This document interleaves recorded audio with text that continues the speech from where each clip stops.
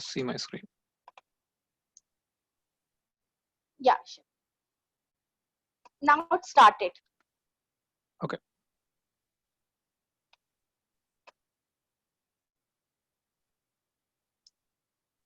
Okay, can you see my screen? Yeah, it is visible now. Okay, yeah. So again, good afternoon to all participant. Shruti already gave my introduction. I'm Ashish, and I would like to present and give some details on design thinking, which is being used in various companies across different sectors. And so we will. This is how the presentation flow will look like. We will first look at how the product creation process works and try to understand what kind of needs of the market and the user are, and then then we will discuss about design thinking as a principle, and different models are available and benefits of it, and some practical examples. At the same time, we also see that as a students, for you guys, how you can use these principles in your daily work, and also in the different projects you do in colleges. And at the end, if time permits, then we will have a question and answer session, and I will try to give answers the best of my ability, and then let's see how it goes. Okay. So first we will look how products are being created, basically. So there's a set of process basically for the product creation. Different industries use different standards and different processes, but more and so the basic remains same. So I'll try to explain you in a generic term that how the hardware or a software product can be created in various companies. So if you look at the top picture, you will see that this is the process map of a product being created. So first, when a product is discussed, or a company would like to have a product in the market, they may have a similar product already with them, or they would like to go for clearly a new product itself, or a new technology or whatever. So in that case, first thing starts with, okay, the market research, or the target group of which what kind of product we would like to have, and what are the requirements of those products. So in order to understand the specification and requirements, basically. So once you collect that detail, you try to make your project plan and allocate a budget. So you try to show the target market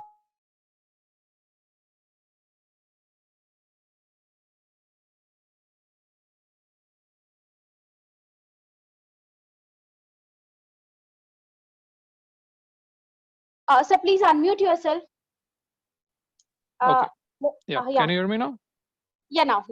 Yeah, okay. Because in the whenever the Yeah, participants will join, I have to mute them. So I request okay. you to please unmute yourself by the time. Okay, yeah, sure. So coming back, so when you have a set of requirements, you create a project plan and budget, and you show the your team or your company that this why this project makes sense. And as all the corporates, they would like to earn revenue out of the project, or the services. So that's how it'll go to the next phase, which is select technologies, or select how you would like to proceed. Here there are two paths, basically. One is the engineering path and one is the design path. So when we call it as R&D in this organization where I am working, it's made up two parts: research and development, basically.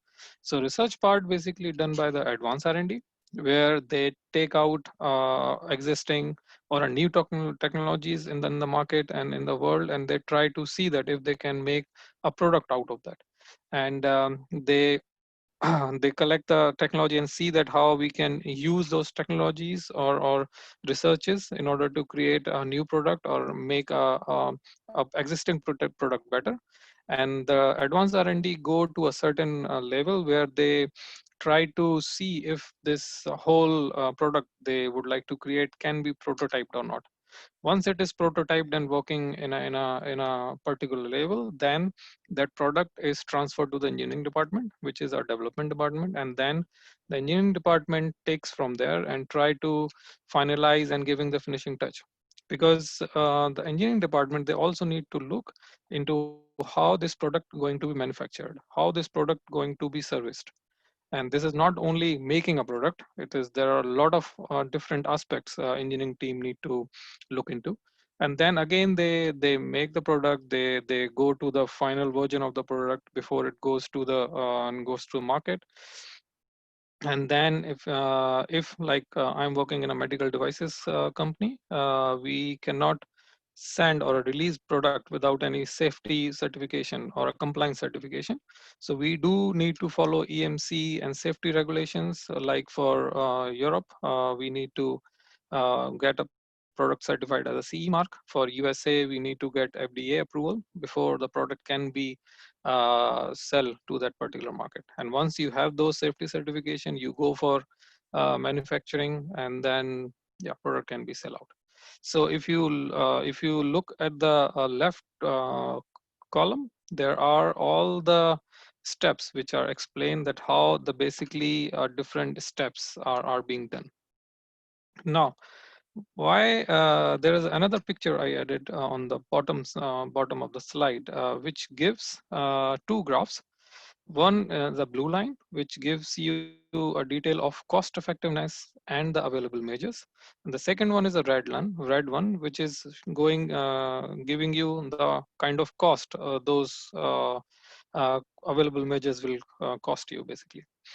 And if you look at the bottom of that picture, then there are different stages of the product development are given, like R&D, prototype, pre-production, and manufacturing. Also, the pre-compliance and compliance are more related to the product certifications, basically.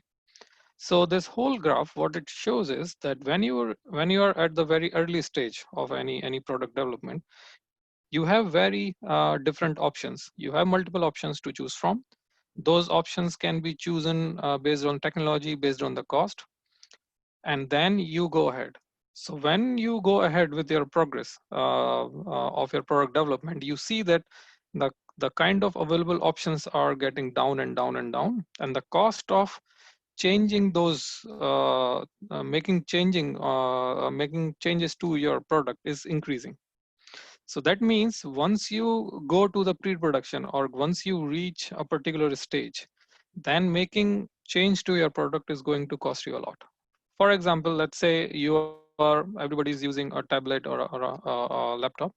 So you selected a particular display unit for your computer screen.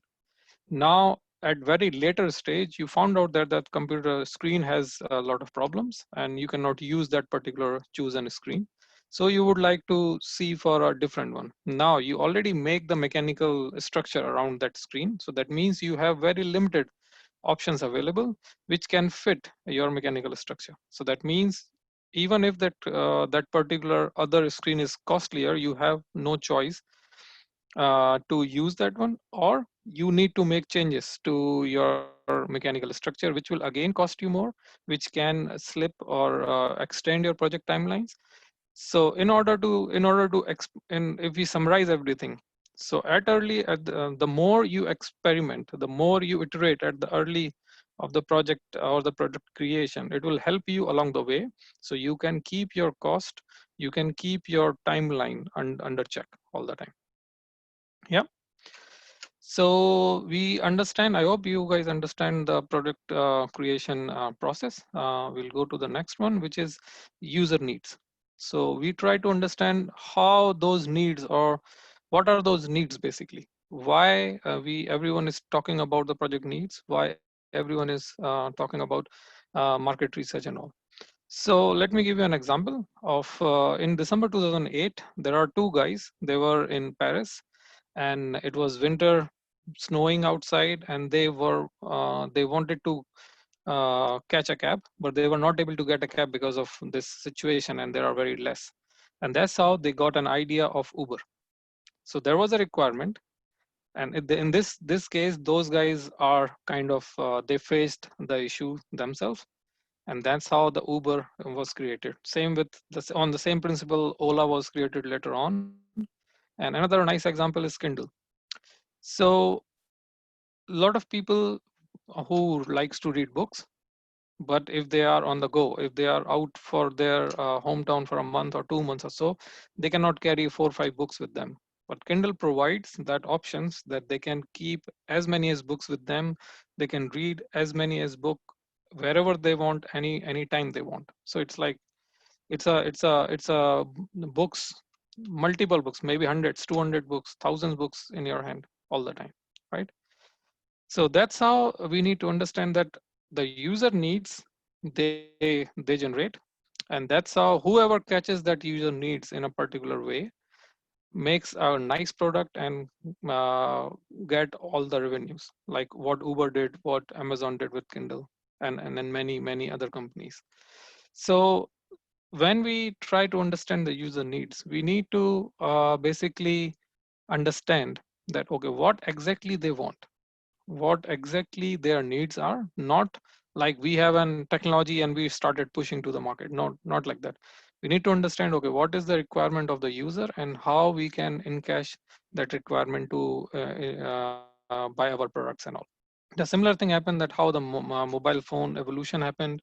Same thing with the TV evolution. If you can see in the screen how it was in 1930s and now in the 2020s, how the whole TV situation is changed. Now you can connect to the internet, you can stream videos, you can connect to you do whatever you want. You can even use this as a big screen for your for extended increase for your computers as well. So it is like multi-purpose screen is available with you. So how, when we see this product creation and we understand the user need, okay, how we can combine everything, what is the process, what are the steps to get the user needs and convert into requirements or a product which can fulfill the requirements of a user. So that's where the design thinking came into picture. This is not only the tool, this is one of the tool which helps people understand the requirements, also helps them understand that how you can create a better product and capture the user requirement in a better way.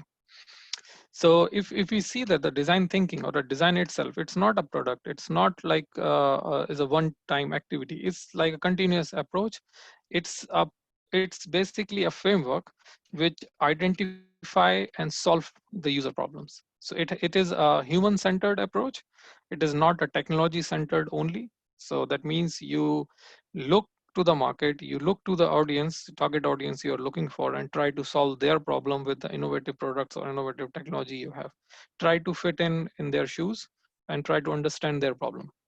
So if you look at the left side, the picture shows the whole the design thinking process. So first you try to identify what is the problem itself, and then try to see that okay, what are the basic requirement. If you would like to counter that problem, you try to list down that those requirements in order to make more concrete that problem statement. And then the next phase comes in with where you start creating ideas to counter those issues. You may come up with multiple ideas, like in the last example we discussed about Kindle, where you have a hardware but also a software app, which you can access from your mobile, from your devices, anywhere and anywhere and anytime you would like. So you have multiple ideas you create, and then you start testing your ideas. Basically you test and you go back, you test and you go back. And once you make the idea, you test, and if it is worthwhile, then you again go for this process for other aspect of your product. So it's basically a continuous process which touch upon on these 5 different steps basically. But the core principle remains same. That is, emphasize with the audience, work together as a team, and then fail effectively. Whenever you fail, you know what works, what doesn't work, and then you try to overcome that issue. In the next slide, we will try to look on different models of the design thinking which are available, and you can get more information on these models online. Try to search, and then you will get more details about these models of what it is. I listed down 6 models here, but they are multiple. There are many models available now. But again, the essence or the principles remain same. That it has to be human centric. It is it this design thinking model push the work together, and they try to fix problem of the user, not your. So they ask designers, they ask companies to look and see the world from the user's point of view, not you have a technology and you start pushing into the market. It will not work in that way. So first model is from the Hasso-Plattner Institute of Design at Stanford. That model again specify those 5 steps which we little bit look together. We will get into these steps in the next slides. The second one is from IDEO, which again goes those 5 steps, and they call it differently, but that the principle remains same. Then we have the Google design sprints. So what Google design sprint tells you, that again you try to understand. So first step is that you try to understand the problem. Then you diverge, because that means you try to narrow down solutions. You try to see that, okay, these are the problem statement, what I need to do, and what all different solutions I have. And then you decide, basically. So you have solutions available, but you cannot go and with all the available solutions. So you decide upon some, and then based on decided solutions, you make prototypes, test them, and then release. Similarly, you have from Austin Center of Design and also DEP, design thinking. So there are models, kind of everybody, they are created based on their product and their philosophy, as a different company have different kind of products, and they try to tailor their own processes so it fits their own people and their product in a better way. So that's how our different models are being created. We will look one of the model in more detail, so you will understand that what these steps all are about, and how we can get benefit out of it. So when we look on the different steps, so what is so in the steps are empathize, and then define, ideate, prototype, and test. So these are the basic 5 steps you always have. These steps can be implemented on the unit level. These steps can be implemented at the overall product level also. It depends what kind of products you are building and how you are looking at. And these steps can be used by any industry. It's not very can be used only in software or hardware, or no, it's not like that. You can use these steps across industries. So first is the empathize. So what it says, so it's basically saying that you first try to learn about the audience. You do not create a product without knowing the audience, or without knowing your market. For example, the micro oven, the microwave ovens were created in 1940s. They were very expensive at that point of time. I think it was like $5,000 or something like that. And they were a big failure at that point of time because of the size and the cost. But over the period of time, the way technology improves, the size of the microwave gets smaller and smaller based on the user feedback as well. That okay, the cost is too high. The I cannot put that big microwave in my kitchen, and that's all. So finally, a microwave in 1975 was started making some news, and started penetrating the market, because that size and the cost was right for the audience, or the right for the users, what they want to buy, basically. And since then it become one of the highest selling product on the oven histories. So for all over the 30 years the product was there, but it was not meeting the user requirement, and that's why it was a disaster for the first 30 years. But when the designer realized that okay, what user needs and how we can meet their requirement, it become a success immediate after. So that's why in order to understand your audience, in order to understand your user requirements, is very important first step in the design thinking. The first one is the define. So you already discussed all the details with your users. Now you try to define that okay, this is all the observations I have. These are the all the different requirements I get from the user input. Now, how can I create a problem statement out of that? How can I create different requirements, different specifications? So it will help me to generate ideas, basically. So then you define and more concrete, more in a crisp way, basically, your requirements, what you got from the first step. The second step is you are defining those one in a crisp manner. The third one, based on your define problem statement, you try to create more ideas. You brainstorm a lot of ideas. You try to find out solutions for those problem statement.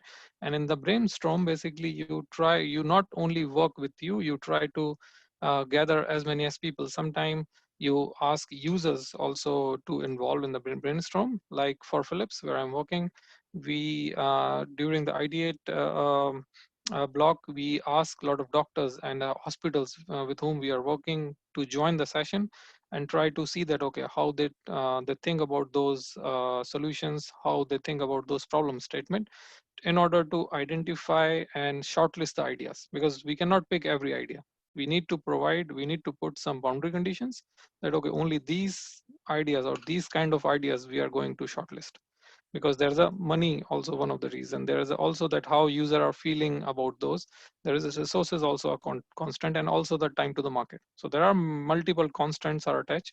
But first you list down, and then when you are trying to shortlist, you are going to put those constants around those ideas. So once you have the shortlist, then you start making prototypes on those ideas in order to gather more information. Because when the idea is there on the paper, on inside the computer, it every idea like it's like perfect, right?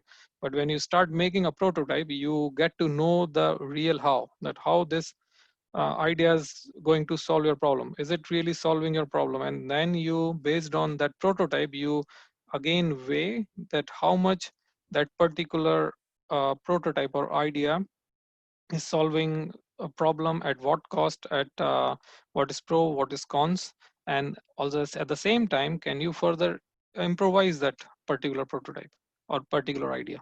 Because when you have a first prototype, sometimes people use 3D printing, sometimes they use rapid prototyping in order to get and hands-on on the product as soon as possible. And that gives them that, okay, if this idea or whatever they were looking for, is it really that, or they are looking for something else, and that particular thing is really different what they think of. So that's how you prototype, you test, and during the test, you again get the feedback from the user, from the department or cross-functional team you're working. And then this cycle goes on. You prototype, you test, again the feedback goes to the prototype, you further refine your prototype till you get your finalized product, basically. So here the nothing called failure, basically. So you make a product, you test, get a feedback, and improve your prototype till you get best viable product which can be manufactured. So here all the details are given on the right side of the column. Next is the mindset, basically. So what is the design thinking mindset? So we thought we now look at the steps, that okay, these are the steps. So it's okay, this is the process. But what is the mindset? What kind of mindset a team needs in order to follow this process and get best value out of these ideas? So there are few mindset which is listed down here. First is a radical collaboration, human-centered, culture of prototyping, show, don't tell, bias towards action, and mindful of processes. We will look on more uh, um, in detail on these mindsets to understand that, okay, why it is important, and how a team needs to show these mindsets in order to make their product, in order to make their team successful. So what all these mindset are, basically. So the radical collaboration is you start collaborating in the teams. You do not work alone. You always work in a team. In a software development, there's a term called pair programming. That means sometime you work on a particular part of the software. You two guys are working together. in order to refine and in order to solve the problem on the fly, instead of just create a software and then the tester or the some other person is testing. Two people are creating that particular piece of software together, and that really helps, because then you guys are putting the mind, you always have third eye to look at the code in order to identify and to really reduce the overall iteration process.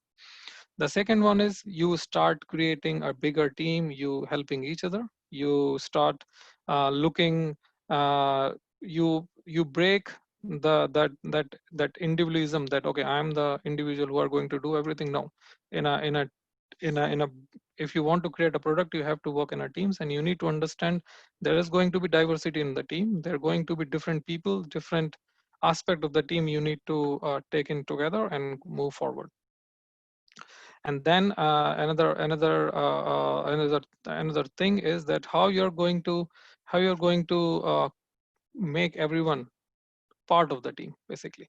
So in Philips, what we do is that when we create a product, I work on the X-ray based products, basically. So when we create a product after the brainstorm session, we have a product now, and we then ask our users, the doctors and hospital, to come to Philips and do some hands-on and give us the feedback. So that really helps, because that reduces a bigger problem later on. Maybe we are missing something because we are not the users. We just design and manufacture the product. User is somebody different.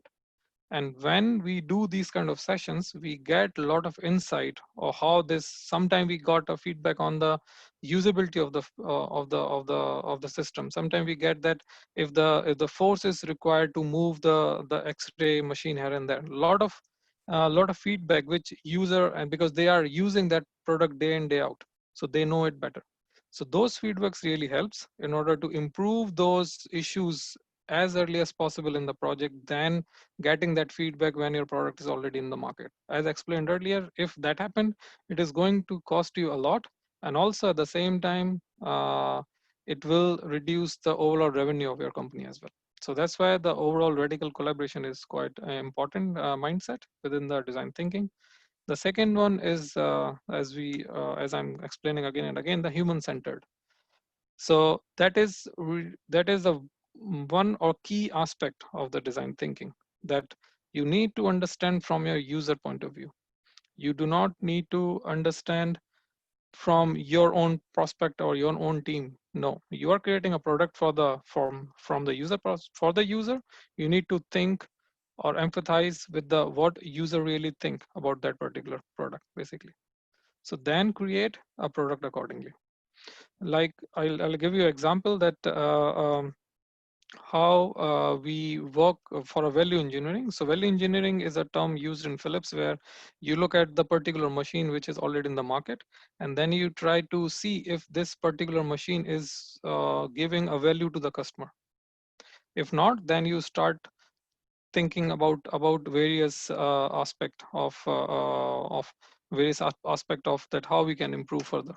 For example, I'll give you that when we create a product, it is not only for the user, but for R&D, we also have internal customers, like production, like service, like test and verification, so like marketing. So we need to deliver also to them, we need to meet their requirements as well.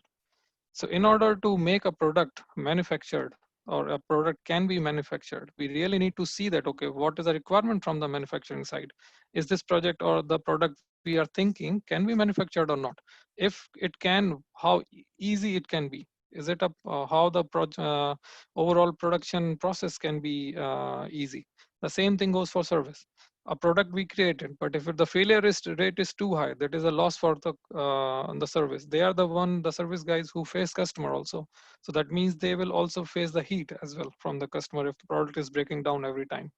At the same time, the how overall service experience is for the service team. Are they really find hard if they want to service the product, or how easy it is? The same thing goes for test and verification and marketing as well. So that's how it is human centered. You need to collaborate. You need to really think from their perspective. Not only I design something and now do service as you want, or produce, I don't know how, but you just produce. It doesn't work like that, basically. The next one is the culture of the prototyping. So how prototyping helps basically. So I was before joining Philips, I was working in air conditioner a company called Hitachi, and there we have a project which has a timeline like 8 to 9 months basically. So the project will start somewhere in April. A new project will start from April, May time frame, and then it has to end by December, January. And there's a reason, because the summer will start from March, April. So that means your product need to be introduced to the market somewhere around February, March. So marketing team still have time to promote your product so they can gain the market share, what they want.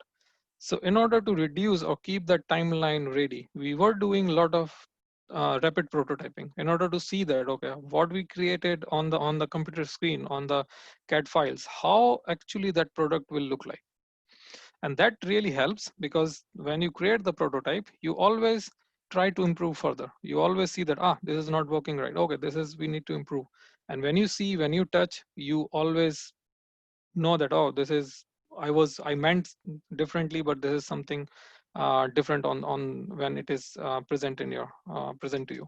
So that's how the rapid prototyping, culture of prototyping always helps, and always reduces the overall risk on the project always. The sooner you did, the more you did, the chances are that when you produce your final product, it will have very few problems. You cannot really solve everything, but you can minimize big issues all the time. The next one is show, don't tell, basically. So whatever you're doing, you try to show to your user, you try to show it to your customer, instead of just making a project and then at the end you are showing to them. That's too late, basically. You try to get you try to get the feedback along the project all the time. So in the software development, we have this called agile teams, and those agile teams, what they do is, after a particular cycle, let's say 1 month or 2 months, they show the part of the software, even though the software is not completely made, but they show the part of the software set, let's say unit, that how this unit will look like to all the customers, internal customers, and sometimes some users also from the from hospitals as well, that this is how this overall piece of software is look like, this is how the interface is. And then they get all the feedback right away, instead of waiting till the whole software is being created and then they are getting feedback, because then it's again too late. And remember the graph which I show, the late you are in the product development or the process, the more cost it will cost you, and at the same time more resources, more time to the project and the company.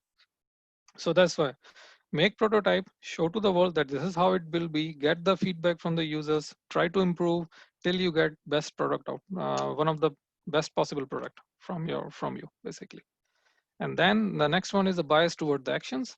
So do the things, do not just sit and discuss, do the things, be quick, try to make things, try to show, try to get the feedback, get collaboration, and then do as much as possible. Like you guys maybe using lot of emulators and lot of things to make your projects. So try to do everything, even if you're using an just a LED project.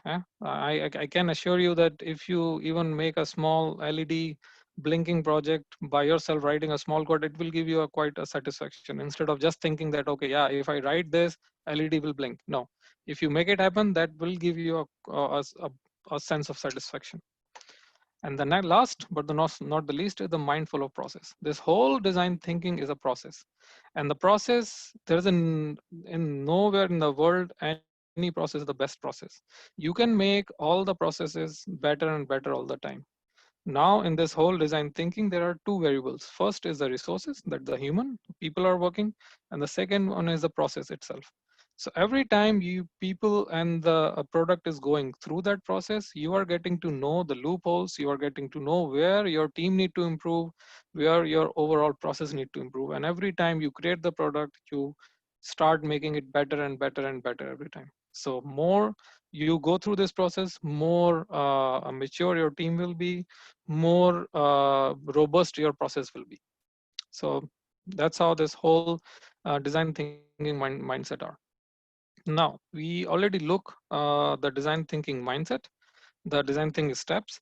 Now we will look into what are the benefits of the design thinking basically. So we speak about, but as we know that all the businesses, they would like to earn profit out of everything, right? So why the design thinking is one of the key aspect here is because it reduces the risk of new ideas. Because you are doing iterations along the way, you are involving users quite early in the process. You know what you are delivering basically, and if even if you are failing, you know quite well that this cannot be done. So it reduces a major risk on the new ideas, and then what happens when you reduce the risk, your team is motivated, you already have a mature team, then you can work on innovative ideas, innovative solutions, and then that will help you to capture market share, and that will help you to create a better product, innovative products basically. Then for your team also, when they are going through this process, they have a faster pace of learning. They are learning every day. They are learning with every prototype they are making, every testing they are doing, all the ideation they are doing, all the session they are having with the user. So they are also making a better designer. They are also becoming a better engineers every time they are going through this process. And when you have a good product, you will have a happy user, right? Your product works well, it meets their requirements, the user will be happy. So think about your own product you're using, a mobile or a laptop from a particular brand, and you always say that I'm really happy using this brand or this particular product because it meets all my requirements, right? So that's, and once you tick all the boxes, then revenue will come. Then revenue will always there to follow. There was a study from McKinsey which shows that the people who, or the companies which follow human centered processes, they always earn more, and around 32% more revenue and 56 higher total returns than the other companies which do not follow. So a question for the audience here, as I'm talking a lot, I just want a feedback from you also. What other benefits do you see? You already learned about the design processes. So what other benefit do you see from the whole design thinking, if you could? So please write so I can read, as you all are on mute. So I would like, you can type and I will see that, okay, which all profits you guys can think of. Yeah, participants, chat box is ready now. You can type and send your comments to sir.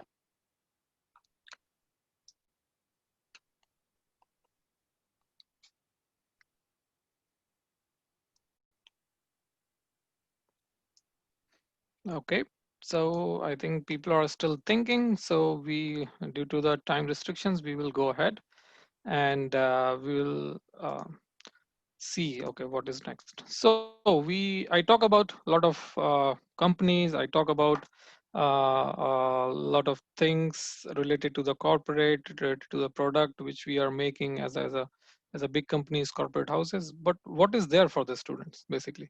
Because this whole session is there for students so they can learn about it. So what is there for students? Can they really get something out of this design thinking process? Yes, of course, I think.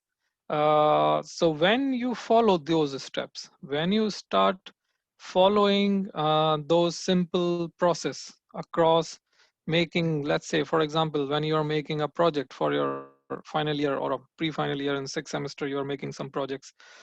If you try to follow these steps, you will understand the requirements in a better way.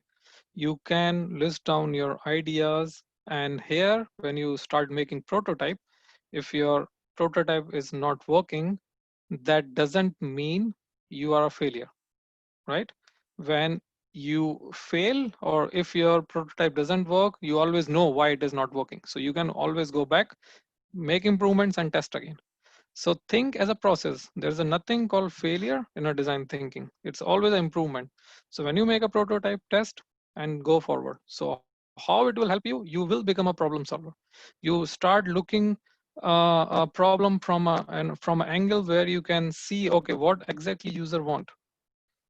Then you will see, okay, when you work within the bigger crowd, when you're working with a diverse crowd, you will also learn about the human behavior, how they work as a team, how they how best how we can get best out of everyone. They all You guys also see the value and importance of iterations. None of the project, no product in the market was created first time right. You cannot do first time right. There's a always thing that okay, you can create best product. Yes, you always strive, or you will always thrive to do the first time things correctly, but that product cannot be your best product. It is always a step by step process. It's a continuous process. You cannot make, just think about the laptop, or just go back and think about the TVs we saw or mobile we saw, how far we have came in the last 20 years. So that's where it is a continuous process. It's a continuous improvement. So see the value of iterations. And once you see the iterations and engage into these things, you will start taking more risks, because you know this framework will work, and this framework can help you achieve your targets basically. And I think this will be very helpful when you are making your projects within that uh, um, within your college, or if you are participating in various software and hardware competitions where you're proposing, because then you can always think about it. Though in those competitions you need to understand how you can win the competition, because you are solving some problems. Then uh, um that's the only way you can win that competition and propose that okay, why your solution is the best out of maybe 100 people there, right? So I think there is a design thinking is also a quite important process for you guys. Think about it, try to learn more. You can find more information in online, and try to Google it, and then yeah, try to learn it and see that how it can help you in your projects. So at the last, we will see some examples that how the design thinking actually helped. So most of you must have heard about the Dragon space capsule which reached International Space Center last week, and it was made by the SpaceX. So if you look at the picture on the left side corner, you will see the Apollo, which was created by NASA in 1960s. The shuttle was created in 1980s, used till 2011, and the Dragon was sent in 2020. If you see the dashboard, you can see that how easy the dashboard is for the Dragon, and then you can compare with the Apollo and shuttle. So that helps when you start taking the user feedback. You try to make things easier for it instead of making complex. Just think about if you're in an Apollo cockpit. I don't know how can you really access all those controls and buttons at the same time if you would like. So it is like more rigorous actually working with them basically. If you look at the right side of the picture, it's a human infant incubator. So incubator is basically used when you use incubator, is basically for the premature babies, and also for the infants who born underweight basically. So, but for the developing countries like India also, 80% of their infant which are born premature or with less weights are born in a remote places, and their incubators sometimes there, most of the times are not there. So there's a company called Extreme. They came up with an idea of which is called as Embrace, and which is their baby striped in a bluish blanket sort of thing. And they came on this solution cost is costing around $25, and this can give it to the small villages and the small hospitals at the small healthcare facilities. So those babies can also get the required and necessary healthcare, basically. Last but not the least is the example of the ketchup bottle, which you all have seen. So on the left side of the picture, you see that there's a ketchup bottle, straight, no problem. But how many of you face problems when you wanted to take out the last drop of the bottle from the ketchup? It is like really you are shaking the bottle and tapping from the bottom side, and then you would have got it. But in the next design, which is a design thinking design, you always keep your bottle upside down. So all the ketchup which is there, it is going to be there. So that is a user experience. Now you don't have to, you are getting the ketchup, but with less efforts. So you are like, it is more user friendly and your user experience is more nice. If you see these kind of things are followed by a lot of toothpaste companies, a lot of consumer cream companies. So yeah, so that's how they are creating this user experience basically through the design. So I have another questions for you guys. Any other products which you have used or which you know can be a good example here? You can type your answers.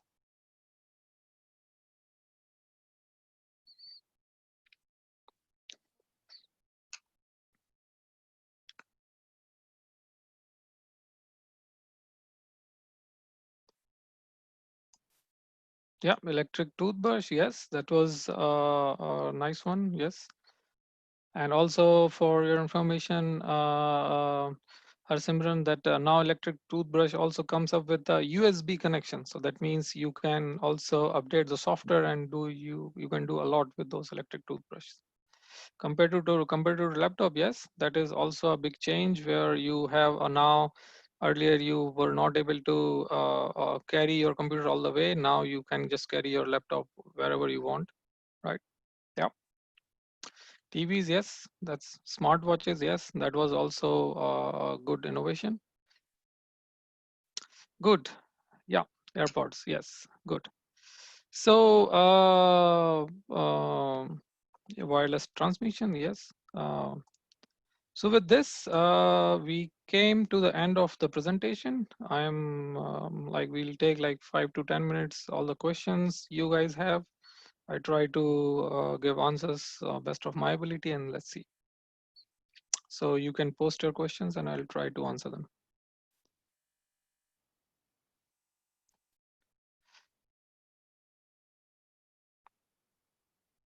Yeah, I think we are done with the examples now. So if you guys have questions, you can post your questions.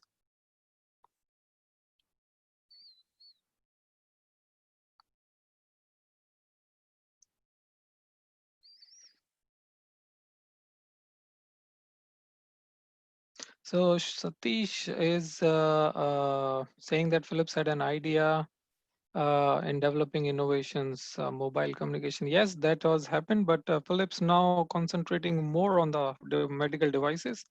Um than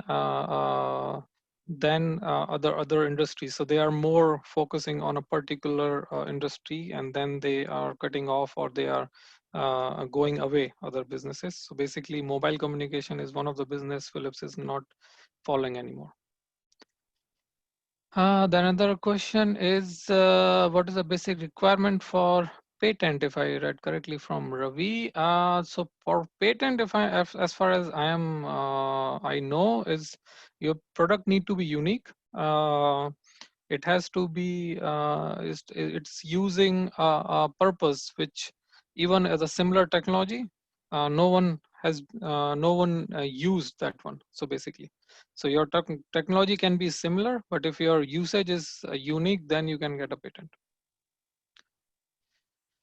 Okay, then another one is Satish. I didn't get a question on please specify products. I don't know what it is, but I am getting a question from Dr. Namrita that while working in a team, how can the team conflicts be handled?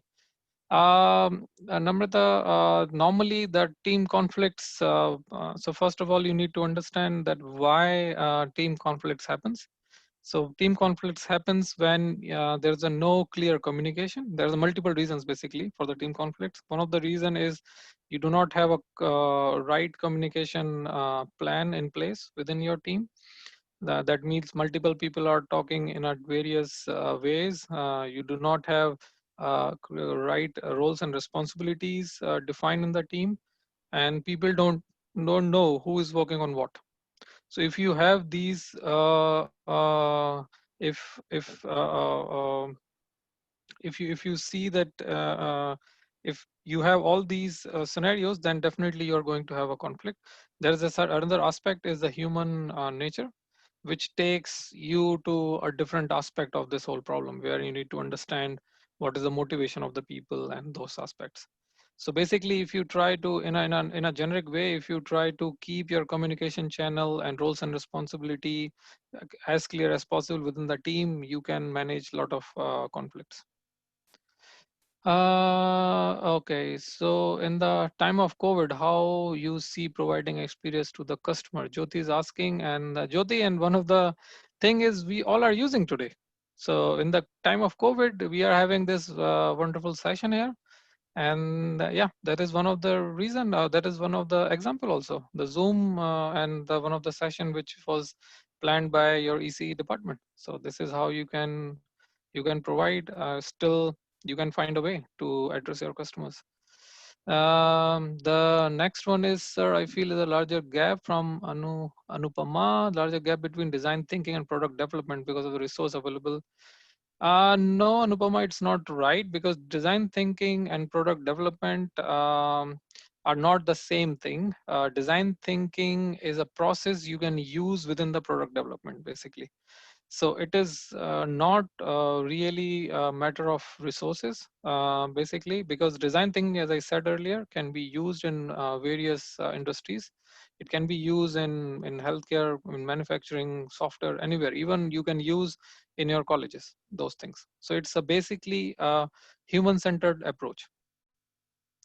How can we spot institutional void? Mohammed, I didn't get it. What do you mean by institutional void here?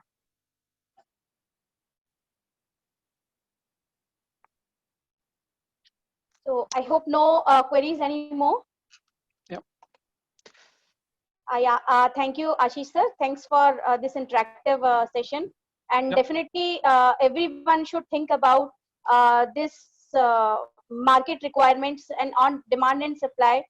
So thanks for giving us an idea that how can we start the prototyping, and how can we first how can we start the research, and how can we convert our research to the prototyping, and how can we satisfy the market requirement. Yep. So thanks a lot for this awesome and interactive session. Thanks a lot again Yep. to Thank give you. us Thank you, our guys. time, Thank you, spending your Shruti. Yeah. Thank you, valuable Shruti time. College and EC department for giving me this opportunity. I hope I was able to give you some details which will be helpful for the students and all of you. And at the same time, I also wish all the students best of luck for their future.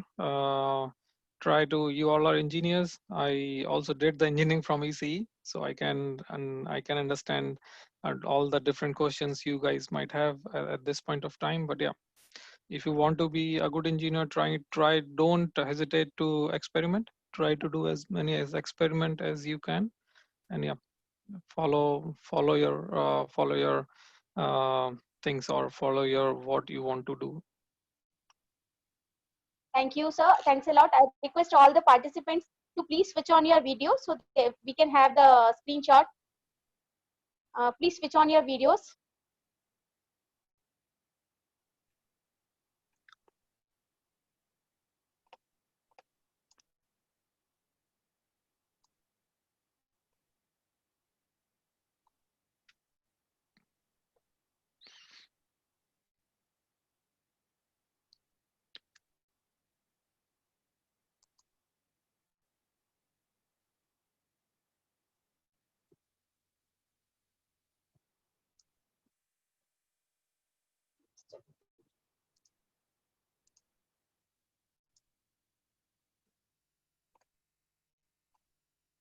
Yeah, thank you all. Thanks a lot.